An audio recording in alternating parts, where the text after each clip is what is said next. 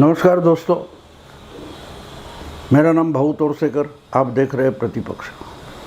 मैंने फिर से हिंदी वीडियो बनाना शुरू किया है। मालूम नहीं आपको कितना पसंद आ रहा है, लेकिन ठीक है, जितने व्यूज़ मिल रहे हैं उससे मैं खुश हूँ। और सबसे पहले मैं आपकी माफ़ी मांगना चाहूँगा, क्योंकि आप जैसे दिमाग चलाने वाले और जागरूक दर्शक हर एक को नहीं मिलते।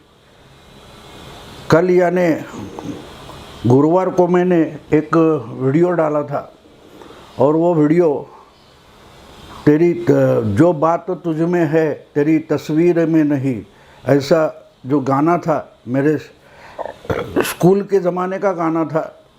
तो उसमें मेरी एक गलती हो गई। डॉक्टर ऋषिकेश सोमन नाम के एक दर्शक ने मुझे मैसेज भेजकर मेरी गलती मेरी नज़र में लाई। मैं इसके लिए उनका शुक्रगुजार हूँ, उनका आभारी हूँ। उन्होंने कहा वो देवानंद का गाना था ही नहीं, देवानंद के फिल्म में था नहीं। ताजमहल नाम की फिल्म आई थी जिसमें प्रदीप कुमार और बीना राय थे, और प्रदीप कुमार के मुंह में ये गाना डाला गया था। मैं उनका आभारी हूँ, मेरी गलती उन्होंने सुधारी है। लेकिन बात फिल्म की जो बात मैंने कही वो नहीं थी। उस गाने का जो आशय है, मीनिंग है, उससे कितनी मिलती जुलती बात महाराष्ट्र की एक बड़ी टूटने वाली आज पार्टी है एनसीपी, उसमें एक ऐसी बात बिल्कुल फिट बैठती है, वो मुझे देखना था। मेरा दिमाग ऐसा ही चलता है। अचानक कोई राजनीति की घटनाएं घट रही है तो मुझे कोई फिल्म का गाना याद आता है, और इधर उधर का कुछ हो जाता है तो मैं बोल देता हूँ।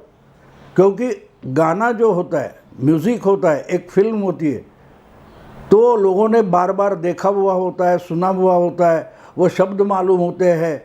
लेकिन अगर वही शब्द, वही गाना किसी राजनीतिक घटना में ढाल दिया जाए तो उसका और मज़ा आता है। इसलिए मैं ऐसे संदर्भ देता हूँ जो असलियत में राजनीति के संबंध के होते नहीं, फिर भी उसमें भी राजनीति जैसा कोई आशय निकल आता है तो मुझे मोह होता है कि भाई, लोभ होता है कि भाई इसके लिए कुछ बोलना चाहिए, तो मैं बोल देता हूँ। ठीक है, आज मैं थोड़ी पवार साहब की अलग बात करूँगा। वैसे तो आपको मालूम है कि शरद पवार कभी बीजेपी के साथ गए नहीं। पुराने ज़माने की बात छोड़ दो, आज की बात है। उनको तो उनके ही भतीजे ने एक्सपोज किया है कि ये कभी बीजेपी के साथ जाना चाहते हैं, और इसलिए शिवसेना को कम्युनल वगैरह बोलते हैं, और जब शिवसेना के साथ जाना होता है तो बीजेपी को कम्युनल बोलते हैं। लेकिन ओरिजिनली शरद पवार ये भरोसे लायक कोई इंसान है नहीं। नेता की बात तो छोड़ो, इंसान भी नहीं है। अगर अजीत दादा ने आज कोई बात प्रूव की है, दिखा दी है कि शरद पवार ये राजनीति के लिए भरोसे का नेता या पार्टी है ही नहीं, लेकिन शरद पवार एक इंसान करके भी हम उन पर भरोसा नहीं कर सकते।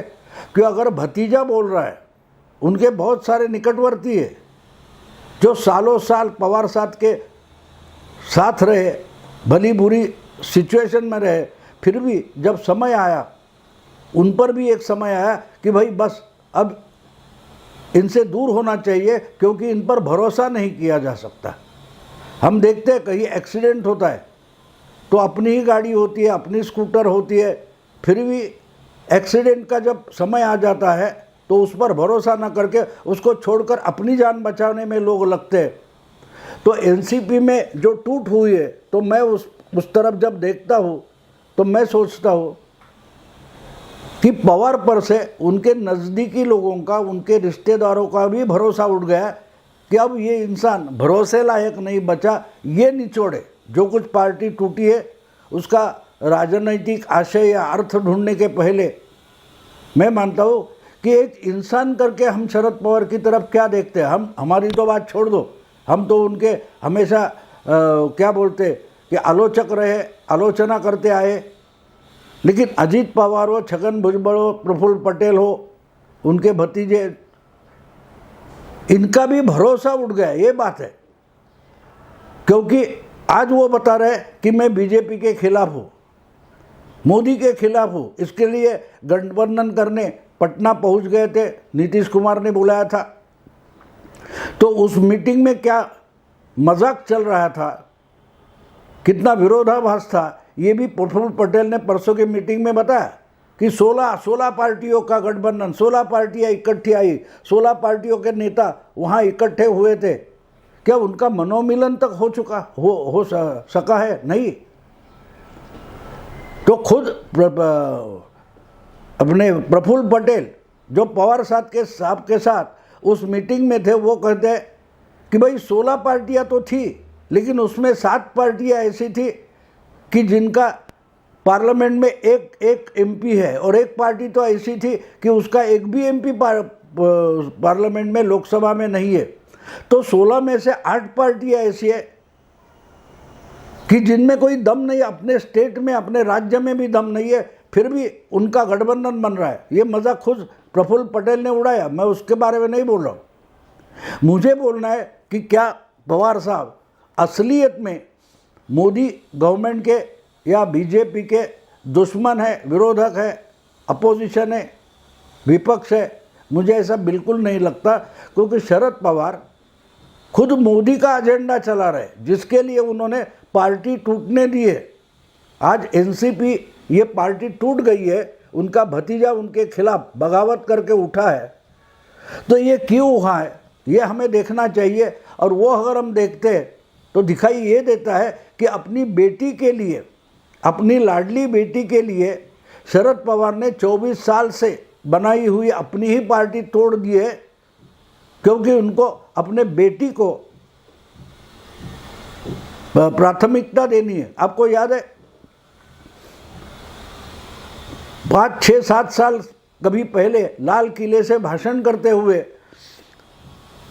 प्रधानमंत्री नरेंद्र मोदी ने कहा था, जब तक हम इस देश की बेटियों को प्राथमिकता नहीं देंगे, उनको कोई अवसर नहीं देंगे, तो हमारा समाज आगे नहीं बढ़ेगा। और इसलिए इन्होंने मोदी जी ने एक स्लोगन बनाई थी, मानो एजेंडा ही मान लो, कि बेटी बचाओ बेटी पढ़ाओ, याद है ना? और ये अब स्लोगन बन गई है। बहुत सारे दीवारों पर लिखा होता है, ट्रक गाड़ियों पर लिखा होता है, गवर्नमेंट के अलग अलग जो योजनाएं होती है उसके नीचे उसका प्रचार किया जाता है, बेटी बचाओ बेटी पढ़ाओ।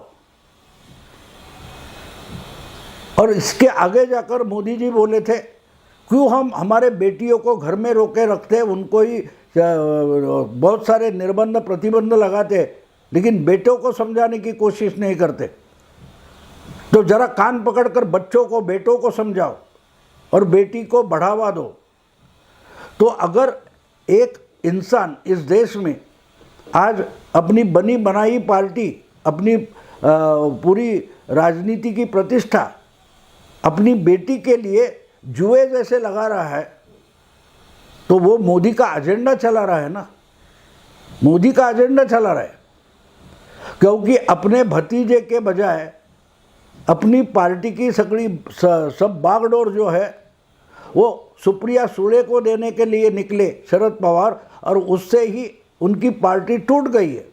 उनके बहुत पुराने सहयोगी, उनका भतीजा अलग हो गए। क्यों अलग हो गए? कि वो कहते कि हम सुप्रिया को नेता नहीं मानते, हमें सुप्रिया अपनी पार्टी की नेता होके बिल्कुल मंजूर नहीं है। और यही ओरिजिनल कारण है। बीजेपी ने क्या लालच दिखाया है, आमिष दिखाया, वो बात छोड़ दो, उसे कोई इम्पोर्टेंट नहीं है। ये तो आमिष बीजेपी हर छोटी मोटी पार्टी को दिखाती है। लेकिन आज जो कुछ हुआ है एनसीपी में, अगर टूट हुई है और बगावत हुई है, तो उसका कारण शरद पवार की लाडली बेटी सुप्रिया सुले है। उनको महाविकास आघाड़ी होते हुए महाराष्ट्र का पहला महिला चीफ मिनिस्टर बनना था, वो तो चांस चला गया, क्योंकि एमबीए की सरकार ही गिर गई।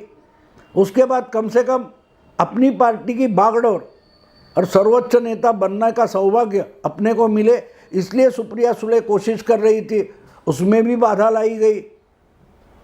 यानी बेटी को दबाने की कोशिश जो हो रही थी अपनी ही परिवार में, उससे शरद पवार ने झगड़ा मोल लिया है। और वो बिल्कुल अपनी बेटी के पीछे हिम्मत से खड़े हो गए, भले पार्टी टूट जाए, परिवार टूट जाए, लेकिन मेरी बेटी जीतनी चाहिए, जो बेटी को चाहिए वही देंगे, लेकिन बेटे को नहीं देंगे। हम ये सब टूट जो पॉलिटिकल हुई है एनसीपी में, वो बारीकी से देखे तो हमें क्या दिखता है। अजीत दादा का कहना क्या था, अब आप रुक जाओ, पार्टी की राजनीति और बागडोर हमारे हाथ में छोड़ दो, हम चलाएंगे पार्टी, आप आशीर्वाद दो। तो पवार साहब उनको आशीर्वाद देने के लिए राजी नहीं हुए और इसी कारण से अजीत दादा बीजेपी के साथ चले गए। और जब झगड़ा सामने आ गया तो बेटी कितनी धड़ल्ले से अपने चचेरे भाई को धमका रही है वो हम देख सकते हैं। तो मामला हमें समझ लेना चाहिए पॉलिटिकल नज़र, राजकीय नीति के नज़र से अगर हम इसे देखते हैं तो क्या दिखाई देता है। एक पिता अपनी बेटी की पीछे हिम्मत से खड़ा हुआ है और उसके चचेरे भाई से लड़ने में अपने बेटी की मदद कर रहा है, तो इसको क्या कहेंगे, बेटी बचाओ। जो पार्टी के सारे बड़े बड़े नेता और पवार परिवार के ही एक बड़े भतीजे चचेरे भाई सुप्रिया सुले के खिलाफ खड़े हो गए, तो उसको बचाना ज़रूरी था। इसलिए पवार साहब ने जो पार्टी की राष्ट्रीय मान्यता हटाई गई, उनको रीजनल पार्टी, प्रादेशिक पक्ष पार्टी घोषित किया गया, उसकी राष्ट्रीय कार्यकारिणी बनाई। अभी अभी की बात है, पहले चुनाव आयोग ने एनसीपी की जो राष्ट्रीय मान्यता थी, नेशनल पार्टी करके उनको जो मान्यता थी वो हटा ली। और इसके बाद शरद पवार अपनी नेशनल एग्जीक्यूटिव बनाते। आज तक हमने कभी सुना था, जब ये पार्टी बनी उस वक्त बिहार के तारिक अनवर और मेघालय के पूर्णो संगमा इनके साथ थे। पहले संगमा इन से टूट गए, चले गए, बाद में तारिक अनवर चले गए, तो पार्टी महाराष्ट्र के लिए ही बच गई। तो पार्टी पहले से ही प्रादेशिक थी, रीजनल थी, लेकिन कहीं ना कहीं छोटा मोटा जुगाड़ करके पवार साहब ने उसको राष्ट्रीय पार्टी बना के रखा था। उसकी मान्यता नेशनल पार्टी करके बचा के रखी थी। पिछले कुछ महीनों में, मेरा ख्याल है 4-5-6 महीने पहले, चुनाव आयोग ने बहुत सारी सीपीआई वगैरह जो पार्टियां हैं उनकी राष्ट्रीय मान्यता हटा दी है, उनको रीजनल पार्टी डिक्लेयर किया है। उसी में शरद पवार की पार्टी एनसीपी का भी नंबर लगता है। तो देखिए, जो पार्टी 24 साल जो पार्टी सिर्फ महाराष्ट्र में थी, उसके अलावा और कहीं इसकी ताकत ही नहीं थी, उसका कोई वजूद नहीं था, ऐसी पार्टी को राष्ट्रीय मान्यता थी, फिर भी उसका कोई राष्ट्रीय वजूद नहीं था, उसकी कोई राष्ट्रीय क्या बोलते हैं उसको, एग्जीक्यूटिव कमेटी वगैरह थी या नहीं पता नहीं, नेता वगैरह थे, इसको लिया उसको निकाल दिया, ये नाटक चलता रहा।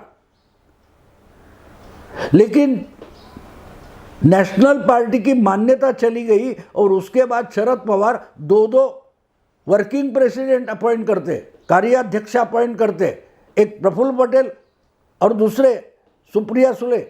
मतलब साफ था कि सुप्रिया को पार्टी से ही विरोध था कि हम इनको नेता नहीं मानते, हमको ये कार्याध्यक्ष वगैरह कोई अध्यक्ष नहीं चाहिए। अगर शरद पवार हो गए तो बस हम शरद पवार के साथ काम करेंगे, अगर हमारे ऊपर सुप्रिया को थोपा गया तो हम उनके साथ काम नहीं करेंगे।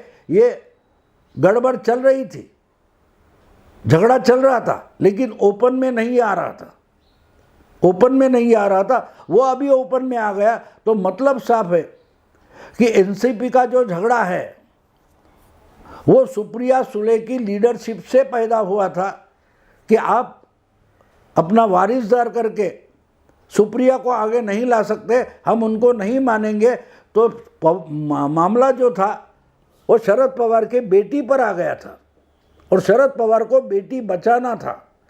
अपने सहयोगी, अपने ही परिवार के लोग, इनसे अपनी बेटी सुप्रिया सुले को बचाना था। और वो बचाना ही नहीं चाहते, उसको अपनी बेटी को बढ़ाना भी था, राजनीति में आगे बढ़ाना था। तो आ गई मोदी का एजेंडा आ गया, बेटी बचाओ बेटी बढ़ाओ। आज तक सहयोगियों को बढ़ाया, अपने भतीजे को बढ़ाया, अपने जो पोते हैं रोहित पवार उनको बढ़ाया। अब नहीं, अब मैं बेटी को बढ़ाऊंगा, ऐसा अगर शरद पवार बोल रहे हैं तो शरद पवार मोदी जी का एजेंडा लेकर आगे निकले, ऐसे मैं मानता हूँ। जो कोई मोदी भक्त है या शरद पवार का आलोचक है वो पवार के खिलाफ ही सोचता है, मैं भी सोचता हूँ। लेकिन कल अचानक जब मैं सोचता सोचता चला गया तो मुझे दिखाई दिया कि अरे शरद पवार तो सुप्रिया को स्कोप दे रहे हैं, आगे चलने के लिए हिम्मत दे रहे हैं, उसके लिए अपने बेटी के लिए अपने नज़दीकी लोगों से भी लड़ पड़े हैं, लड़ने के लिए निकले, तो वो अपनी बेटी बचा रहे। और सिर्फ बेटी बचा नहीं रहे, उसको प्रमोट कर रहे हैं, बढ़ावा दे रहे हैं। तो ये तो मोदी का एजेंडा हो गया। क्यों ना हम अपनी बेटी को आगे बढ़ाए। तो सिर्फ बेटी को बचाना नहीं है, बेटी को पढ़ाना और बढ़ाना भी है। तो वही तो काम शरद पवार कर रहे हैं। मुझे लगता है कि मेरे जैसे जो पवार के आलोचक है या मोदी समर्थक है, उनको पवार जो एजेंडा लेकर निकले हैं वो इस जो कुछ चल रहा है उथल पुथल, राजनीति की उथल पुथल महाराष्ट्र में चल रही है, वो मोदी का जो एजेंडा है उस एंगल से देखना चाहिए। शरद पवार तो असली मोदी भक्त निकले। हमारे में से कितने लोग हैं कि मोदी का समर्थन करते हैं, फिर भी मोदी का जो एजेंडा है वो अपने घर में आगे लेकर चलते हैं, अपनी बेटियों को बढ़ावा देते नहीं देते। लेकिन पवार साहब देखो, उन्होंने पूरी पार्टी ही झोंक दी, पार्टी टूट जाए तो भी परवाह नहीं, लेकिन बेटी को पीछे हटाने नहीं दूंगा। मैं मेरी बेटी को आगे बढ़ाऊंगा, बचाऊंगा और आगे बढ़ाऊंगा। इसलिए कल उन्होंने अपनी प्रेस में पत्रकार वार्ताहर परिषद में बोल दिया कि 82 क्या 92 तक लड़ूंगा। उम्र 82 की बात कर रहे हो, 92 हो तब तक लड़ूंगा, मेरी बेटी को ही आगे बढ़ाऊंगा। तो ये तो मोदी का एजेंडा हुआ। मेरा ख्याल है प्रधानमंत्री मोदी जी को बेटी बचाओ आंदोलन जो उन्होंने किया है या योजना बनाई है, उसका ब्रांड एम्बेसडर शरद पवार को बनाना चाहिए। क्या इतना बड़ा उदाहरण पूरे देश में कहीं नहीं है। एक बाप अपनी पूरी जिंदगी की राजनीति दांव पर लगा रहा है और अपनी बेटी को बचा रहा है और अपनी बेटी को बढ़ा रहा है। दोस्तों, अगर ये वीडियो पसंद है तो लाइक कीजिए, शेयर कीजिए। नमस्कार।